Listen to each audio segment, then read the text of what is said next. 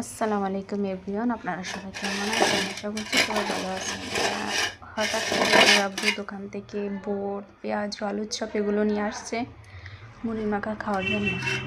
তো আমি এখানে একটা টমেটো, একটা শসা, পেঁয়াজ, কাঁচামরিচ, ধনিয়া পাতা ওগুলো কেটে নিয়েছি। আর আমার সাথে তো আমার ছেলে সব সময় থাকবেই, না জানি মেয়ে হলে আমাকে সব কাজে সাহায্য করতো।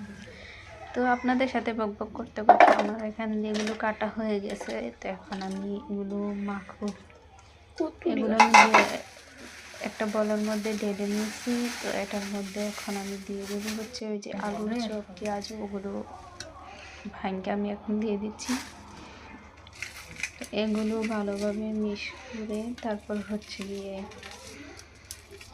এটাতে চানাচুর, বালা তেল ওগুলো দিয়ে ভালোভাবে মেখে তারপর হচ্ছে গিয়ে মুড়ি দিয়ে দিতে। তো আমার মুড়ি মাখা করতে করতে আপনাদের সাথে আর একটা কথা বলি, আমার এই চ্যানেলটি নতুন করে সবাই লাইক, কমেন্ট, শেয়ার করবেন, চ্যানেলটি সাবস্ক্রাইব করবেন। আপনারা পাশে থেকে আমার সব রান্নার ভিডিও আপনাদের সাথে সব শেয়ার করব। তো আপনাদের সাথে বকবক করতে করতে এখানে আমার সব কিছু মাখা হয়ে গেছে প্রায়। এখন হচ্ছে গিয়ে মুড়িটা দিয়ে দেবো। আমার হাতে মাখাটা সবাই পছন্দ করে, সবসময় মুড়ি আনলে আমাকে বলে মাখার জন্য।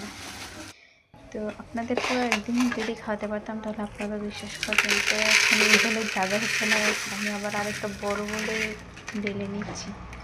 তো দেখুন মুড়ির কালারটা কি সুন্দর এসেছে। এই যে আমার ফাইনাল মুড়ির লুক। তো ভিডিওটি এ পর্যন্ত, সবাই ভালো থাকবেন, আল্লাহ হাফিজ।